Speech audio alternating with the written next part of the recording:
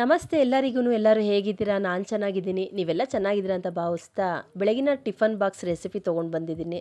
ಮಕ್ಕಳು ಇದರ ಮನೆಯಲ್ಲಿ ಇವೆಲ್ಲ ಕೇಳ್ತಾರೆ. ನಾವು ಮಾಡಿಕೊಟ್ಟಿಲ್ಲ ಅಂತಂದರೆ ಹೊರಗೆ ಹೋಗೋಣ, ಹೋಟ್ಲಿಗೆ ಹೋಗೋಣ ಅಂತ ಕೇಳ್ತಾರೆ. ಹೋಟ್ಲಿಗೆ ಯಾಕೆ ಹೋಗಬೇಕು, ನಾವೇ ಮನೇಲಿ ಸ್ವಲ್ಪ ಜಾಸ್ತಿ ತರಕಾರಿ ಹಾಕಿ ಮನೇಲೇ ಆರಾಮಾಗಿ ಈಸಿಯಾಗಿ ಟೇಸ್ಟಿಯಾಗಿ ಮಾಡ್ಕೊಡ್ಬೋದು ಅಂತೇಳಿ ನಾನಿವತ್ತು ನೂಡಲ್ಸ್ ಚೌಮೀನ್ ಮಾಡ್ತಾಯಿದ್ದೀನಿ. ವೆಜಿಟೇಬಲ್ಸ್ ಎಲ್ಲ ಸ್ವಲ್ಪ ಜಾಸ್ತಿ ಹಾಕಿ ಮಾಡಿರೋಂಥ ಚೌಮೀನ್ಸು.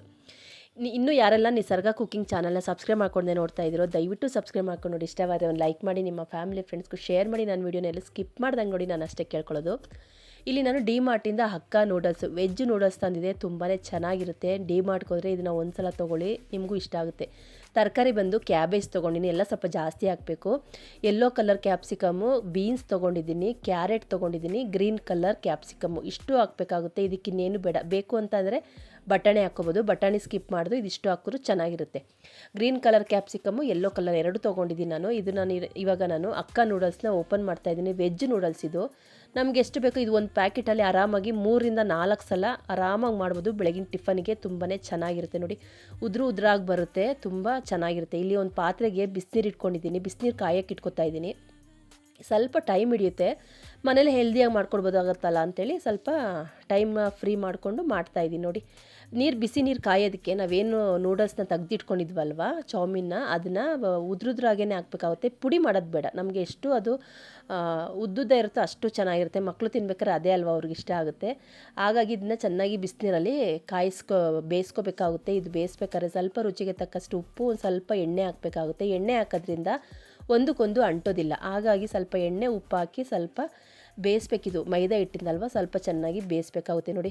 ನಾನು ಚೆನ್ನಾಗಿ ಮಿಕ್ಸ್ ಮಾಡ್ಕೊತಾ ಇದ್ದೀನಿ. ಇದನ್ನು ಜಾಸ್ತಿ ಬೇಯಿಸಿದ್ರು ಕಷ್ಟ ಆಗುತ್ತೆ, ಬೇಯಿಸಿಲ್ಲ ಅಂದ್ರೂ ಕಷ್ಟ ಆಗುತ್ತೆ. ಒಂದೇ ಅದಕ್ಕೆ ಬೇಯಿಸ್ಬೇಕಾಗುತ್ತೆ ನೋಡಿ. ನೀಟಾಗಿ ಬೆಂದಿದೆಯಾ ಅಂತ ಒಂದ್ಸಲ ಚೆಕ್ ಮಾಡ್ಕೊತಾ ಇದ್ದೀನಿ. ಸ್ವಲ್ಪ ಮೈದಾ ಹಿಟ್ಟಿಂದು ಆಗಿರೋದ್ರಿಂದ ಸ್ವಲ್ಪ ಅಲ್ಲೇ ನಿಂತ್ಕೊಂಡು ಬೇಯಿಸ್ತಾ ಇದ್ದೀನಿ. ತುಂಬ ಬೇಯಿಸ್ರೆ ಮೆತ್ತಗಾಗುತ್ತಲ್ವ ಅಂತೇಳಿ ನೋಡಿ. ನಾನು ಇದನ್ನೆಲ್ಲ ಚೆನ್ನಾಗಿ ಬೆಂದಾದ್ಮೇಲೆ ಸೋರ್ಲಿಕ್ಕೆ ಇಟ್ಕೊತಾ ಇದ್ದೀನಿ. ನಾವು ಇದೇ ಪಾತ್ರೆಯಲ್ಲಿ ಬಿಸಿ ನೀರಲ್ಲಿ ಇಕ್ಕೋದ್ರಿಂದ ಏನಾಗುತ್ತೆ ಅಂದರೆ ಮೆತ್ತಗಾಗ್ಬಿಡುತ್ತೆ, ಅದು ಉದ್ರಾಗಿ ಬರೋದಿಲ್ಲ. ಅದನ್ನು ನಾನು ಸಪ್ರೇಟಾಗಿ ಮಾಡಿಕೊಂಡು ಪ್ಲೇಟಿಗೆ ನಾನು ಇದನ್ನ ಹಾರಾಕೋತಾ ಇದ್ದೀನಿ. ಸ್ವಲ್ಪ ಇದು ಆರಬೇಕು. ಬಿಸಿಲೇ ನಾವು ಇಡೋದ್ರಿಂದ ಏನಾಗುತ್ತೆ ಅಂದರೆ ಮೆತ್ತಗಾಗ್ಬಿಡುತ್ತೆ, ಗಟ್ಟಿ ಆಗೋಗುತ್ತೆ. ನಮ್ಗೆ ಗಟ್ಟಿ ಆಗೋದು ಬೇಡ, ಉದ್ರಾಗಿರಬೇಕು. ಅದಕ್ಕೆ ಎಣ್ಣೆ ಹಾಕಿರೋದು ನಾನು. ಇಲ್ಲಿ ಒಂದು ಬಾಣಲಿಗೆ ಸ್ವಲ್ಪ ಜಾಸ್ತಿ ಎಣ್ಣೆ ಹಾಕ್ಕೋತಾ ಇದ್ದೀನಿ. ಎಣ್ಣೆ ಸ್ವಲ್ಪ ಚೆನ್ನಾಗಿ ಬಿಸಿ ಆಗಬೇಕು. ಇದಕ್ಕೆ ನೋಡಿ ಈರುಳ್ಳಿ ಕಟ್ ಮಾಡಿ ಇಟ್ಕೊಂಡಿದ್ದಂಥ ಈರುಳ್ಳಿ, ಹಸಿಮೆಣ್ಸಿಕಾಯಿ, 2 ಹಸಿಮೆಣ್ಸಿಕಾಯಿ ಹಾಕಿದ್ದೀನಿ. ಹಸಿಮೆಣ್ಸಿಕಾಯಿ ಎಲ್ಲ ಚೆನ್ನಾಗಿ ಫ್ರೈ ಆಗಬೇಕು. ಹಸಿಮೆಣ್ಸಿಕಾಯಿ ಎಲ್ಲ ಚೆನ್ನಾಗಿ ಫ್ರೈ ಆಗ್ತಿದ್ದಂಗೆ ಸ್ಟವ್ನ ಐಯಲ್ಲೇ ಇಟ್ಕೋಬೇಕು, ಸಿಮ್ ಮಾಡೋದು ಬೇಡ. ಯಾಕಂದರೆ ಚೌಮೀನು, ನೂಡಲ್ಸು, ಫ್ರೈಡ್ ರೈಸು ಅಂತ ಬಂದಾಗ ಸ್ಟವ್ನ ಐಯಲ್ಲೇ ಇಟ್ಕೋಬೇಕಾಗುತ್ತೆ. ಸಿಮ್ಮಲ್ಲಿ ನಮಗೆ ತರಕಾರಿ ಬೇಯೋದು ಬೇಡ. ಈಗ ಒಂದೊಂದೇ ತರಕಾರಿ ಹಾಕ್ತಾಯಿದ್ದೀನಿ. ಕ್ಯಾಬೇಜು, ಕ್ಯಾಪ್ಸಿಕಮ್ಮು, ಬೀನ್ಸು, ಕ್ಯಾರೆಟ್, ನಾವೇನೇನು ಕಟ್ ಮಾಡಿ ಇಟ್ಕೊಂಡಿದ್ವೋ ಅದನ್ನೆಲ್ಲ ಹಾಕ್ಕೊಂಡು ಚೆನ್ನಾಗಿ ರೋಸ್ಟ್ ಮಾಡಬೇಕಾಗುತ್ತೆ. ಇದಕ್ಕೆ ನಾನು ಶುಂಠಿ ಬೆಳ್ಳುಳ್ಳಿ ಪೇಸ್ಟ್ 1 ಸ್ಪೂನಷ್ಟು ಶುಂಠಿ ಬೆಳ್ಳುಳ್ಳಿ ಪೇಸ್ಟ್ ಹಾಕಿ ಈರುಳ್ಳಿಲೇ ಚೆನ್ನಾಗಿ ಹಾಕಿ ಫ್ರೈ ಮಾಡಬೇಕಾಯಿತು. ಈರುಳ್ಳಿ ಕ್ಯಾಬೇಜ್ ಹಾಕಿದ್ಮೇಲೆ ನಾನು ಶುಂಠಿ ಬೆಳ್ಳುಳ್ಳಿ ಪೇಸ್ಟ್ ಹಾಕಿ ಚೆನ್ನಾಗಿ ರೋಸ್ಟ್ ಮಾಡ್ಕೊತಾ ಇದ್ದೀನಿ.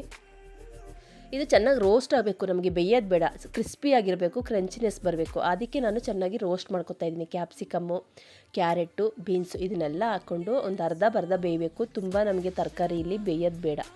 ಯಾಕಂದರೆ ಚೆನ್ನಾಗಿರುತ್ತೆ ಇದು. ಒಂದು ಸಲ ನೀವು ಮನೇಲಿ ಮಾಡೋ ಹೋಗಿದ್ರೆ ಈ ಥರ ಮಾಡಿ, ತುಂಬ ಚೆನ್ನಾಗಿರುತ್ತೆ. ತರಕಾರಿನ ಯಾವತ್ತೂ ಚೈನೀಸ್ ಐಟಮ್ಗೆ ತುಂಬಾ ಬೇಯಿಸಬಾರ್ದು, ಸುಮ್ಮನೆ ಫ್ರೈ ಮಾಡಬೇಕಷ್ಟೇನೆ.